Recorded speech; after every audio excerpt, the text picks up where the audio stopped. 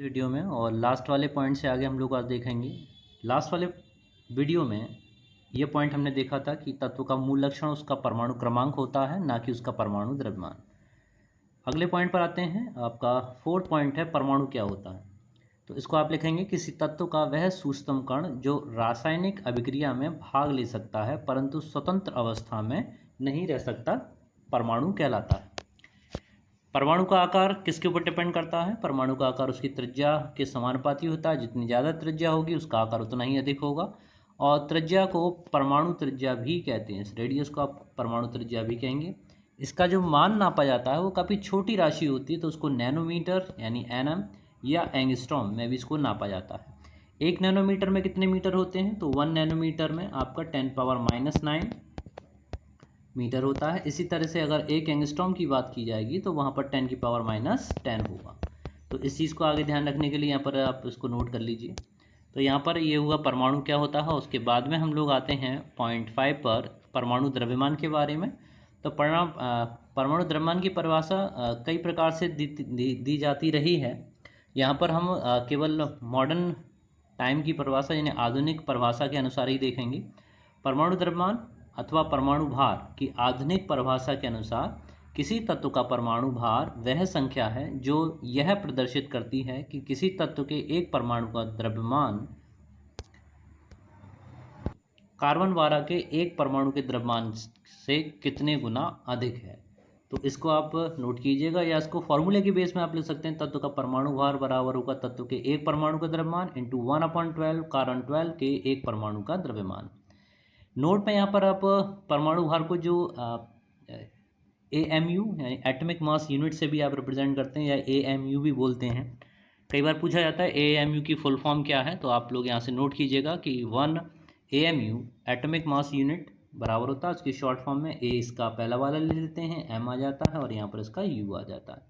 इसी तरह से 1 AMU कितने kg के बराबर होता है? तो वह ये द्रव्यमान 1.66 इंटू 10⁻⁻27 kg के इक्विवेलेंट होता है।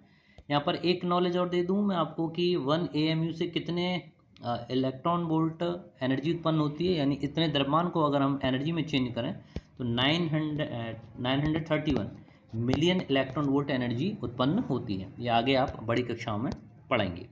6 पर आते हैं।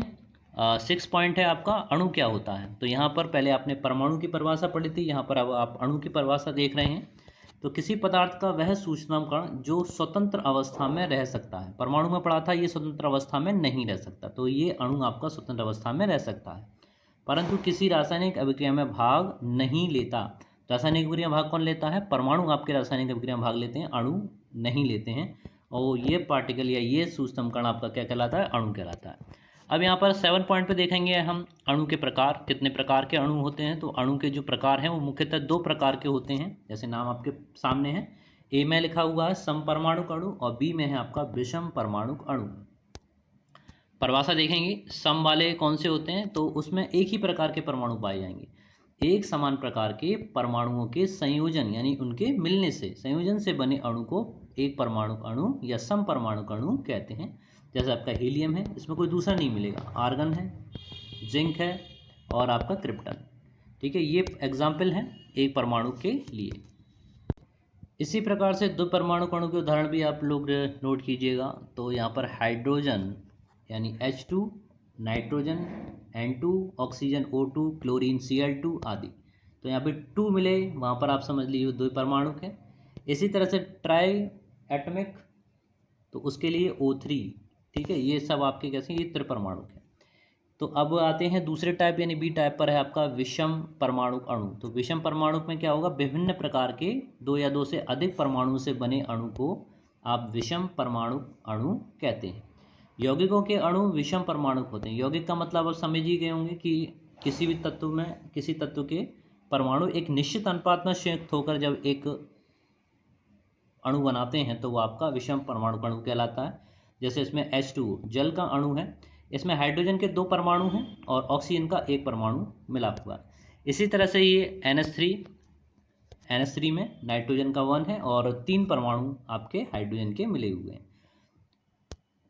अगला पॉइंट आता है आपका 8 नंबर, तत्वों के अणु। तत्वों के अणु क्या है? किसी तत्व के अणुओं में रासायनिक रूप से संयुक्त दो या दो से अधिक समान परमाणु होते हैं, वो तत्वों के अणु कहलाते हैं। इसमें मुख्य रूप से आपकी उत्कृष्ट गैसें ली जाती हैं, जैसे आर्गन है और हीलियम। इसमें एक पॉइंट और मैंने आपको लिख के दिया है, परमाणुकता। परमाणुकता भी कई बार पूछा गया है, परमाणुकता किसे कहते हैं? तो किसी भी तत्व अणु में उपस्थित परमाणुओं की संख्या परमाणुकता कहलाती है। जैसे अगर नीचे देखें तो यहाँ पर मैंने तत्व दिखा रखे हैं, उनकी परमाणुकता उनके सामने लिखी हुई हैं। तो जैसे इसमें आपने देख रखा है हीलियम, नियॉन, आर्गन या क्रिप्टन की बात करें तो ये सभी एक परमाणु गैसें हैं। हाइड्रोजन, नाइट्रोजन, क्लोरीन, ऑक्सीजन ये दो परमाणु हैं। ओजोन की बात करें त्रिपरमाणुक है। फास्फोरस की बात करें ये चतुर्परमाणुक है, ठीक है, चतुस्र है। इसमें 4 होंगे, 4 होगी इसकी परमाणुकता, ओजोन की 3, ऑक्सीजन की 2, हीलियम की 1। तो ये था आपकी परमाणुकता का कंसेप्ट। आगे देखें, आगे 9th पॉइंट पर है आपका कि भिन्न भिन्न तत्वों के परमाणु, यौगिकों के अणु, इसमें आप पढ़ रहे हैं। तो इसमें जो डेफिनेशन है वो है, भिन्न भिन्न तत्वों के परमाणु एक निश्चित अनुपात में मिलकर एक यौगिक का अणु बनाते हैं। तो ये आपके यौगिक के अणु कहलाते हैं। जैसे यहाँ पर जो एग्जाम्पल आपको दे रखा है, यहाँ पे यौगिक लिखे हुए हैं, किन तत्वों से मिलकर बना है और उनके बीच में क्या अनुपात है। तो यहाँ पर वही सब चीज़ें आपके सामने दिखाई गई हैं। तो जैसे सबसे पहले H2O का नंबर लें, यानी जल का उदाहरण है। तो इसमें जो तत्व है वो किन किन से मिला है? हाइड्रोजन मिला हुआ और उसमें ऑक्सीजन मिली हुई है। किस रेशो में मिलता है? 1:8। इसमें देखा भी था हमने, इस स्थिर अनुपात का नियम यहाँ पर लागू होता है। जल चाहे आपका किसी भी विधि से प्राप्त या बनाया गया हो, उसमें जो हाइड्रोजन और ऑक्सीजन का रेशो है वो हमेशा 1:8 ही होगा। आगे बात करते हैं CO2 के बारे में, कार्बन डाइऑक्साइड। तो इसमें जो तत्व हैं वो है कार्बन और ऑक्सीजन। इसमें जो रेशो चलता है 3:8 है। हाइड्रोजन सल्फाइड, हाइड्रोजन तथा सल्फर 1:16। NH3 अमोनिया, इसमें नाइट्रोजन और हाइड्रोजन है, इनका रेशो चल रहा है 14:3। H2SO4 सल्फ्यूरिक एसिड, हाइड्रोजन है, सल्फर है, ऑक्सीजन है, 3 तत्व हैं, तो 1:16:32। इसी तरह यहाँ ग्लूकोज का फॉर्मूला लिखा हुआ 6C6H12O6। तो किस किस से है? तत्व इसमें हो गए कार्बन, हाइड्रोजन और आपका ऑक्सीजन। इनका रेशियो 6:1:8। तो यहाँ पर ये मैं भी कहना चाहूँगा कि जो भी नई चीज़ आपको मिला कर, जैसे ग्लूकोज मिल गया तो उसका फॉर्मूला आप अपने पास याद करके लिख लिया करिए, C6H12O6। तो जो भी नया पदार्थ या नया कंपाउंड, नया यौगिक आपको मिले तो उसको आप नोट करके अपने फ्यूचर के लिए ज़रूर रखा करें। 10 नंबर पे आते हैं। 10 नंबर है आपका आयन क्या होता है। अब यहाँ पर आयन की बात चलने वाली है। तो आयन में सबसे पहले अगर मैं परमाणु की बात कर लूँ तो परमाणु पे कैसा आवेश होता है, अगर आपसे पूछा तो आप क्या कहेंगे?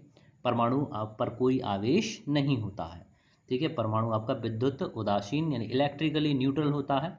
हाँ, जितना उस पर पॉजिटिव चार्ज होता है प्रोटॉनों के कारण, जितना उस पर नेगेटिव चार्ज होता है ड्यू टू द इलेक्ट्रॉनों के कारण, तो टोटल होके इन पूरे का जो टोटल चार्ज है वो कितना आ जाता है? 0 आ जाता है, 0 आ जाता है। इसलिए कहा जाता है कि परमाणु वैद्युत रूप से उदासीन होता है।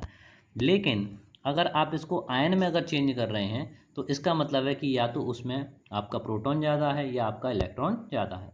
तो यहाँ पर ऐसे ही परमाणु दिए गए हैं जिनमें प्रोटॉन व इलेक्ट्रॉनों की संख्या समान नहीं होती। जब ना पॉजिटिव और नेगेटिव जब एक दूसरे के इक्वल नहीं होंगे तो कोई ना कोई चार्ज उस पर बनेगा ही बनेगा। तो यहाँ पर 2 प्रकार के, तो वे आपके क्या कहलाते हैं? आयन कहलाते हैं। ऐसे परमाणु जिसमें प्रोटॉन और इलेक्ट्रॉनों की संख्या समान नहीं होती है, आयन कहलाते हैं। कितने प्रकार के होते हैं? 2 प्रकार के होंगे, धनायन और ऋणायन। यहाँ पे एग्जाम्पल की भी दे के दिखा गया। तो Na का मतलब सोडियम, पोटेशियम का K और कॉपर का Cu। इसी तरह से देख रहे हैं सबके ऊपर प्लस का निशान लगा हुआ है, तो प्लस का इंडिकेशन है धनायन है। ऋणायन की बात करें तो यहाँ पर क्या हुआ? माइनस का निशान लगा हुआ है। जैसे क्लोरीन है, ब्रोमीन है, आयोडीन है, ठीक है, आयोडाइड भी बोलते हैं उसको। तो अब यहाँ पर हम लोग डेफिनेशन पढ़ेंगे इसमें धनायन के बारे में। तो धनायन के बारे में क्या है देख लेते हैं। वे परमाणु जो इलेक्ट्रॉनों का त्याग करते हैं, धनायन कहलाते हैं। तो जो देता है वो धनी, ठीक है। जैसे मान के चलिए किसी परमाणु ने एक इलेक्ट्रॉन दिया, यहाँ पे क्या लिखा हुआ है? त्याग करना। इसने इलेक्ट्रॉन यहाँ पर ये दिया, तो जो देता है वो क्या होता है? आपका धनी होता है, ठीक है। और जो लेगा वो ऋणी होगा। बस इस कंसेप्ट को आपको ध्यान रखना है। तो ऋणायन को ध्यान रखिए, ऋणायन पे आ जाइए। वे परमाणु जो इलेक्ट्रॉनों को ग्रहण करते हैं ऋणायन आपके कहलाते हैं। तो यहाँ पर बड़ा सिंपल सा कंसेप्ट है, जो देता है वो धनी होता है और जो लेता है वो ऋणी होता है। ऋणी के मतलब ऋण आयन आएगा, नेगेटिव चार्ज आएगा। तो ये था आज का कॉन्सेप्ट, और यहाँ पर अब मैं समझता हूँ इसके बाद में आपका 2 पेपर और हैं इसमें, और ये चैप्टर आपका कंप्लीट होगा। तो मिलते हैं नेक्स्ट वीडियो में, तब तक के लिए जय हिंद जय भारत। पढ़ते रहो, बढ़ते रहो, धन्यवाद।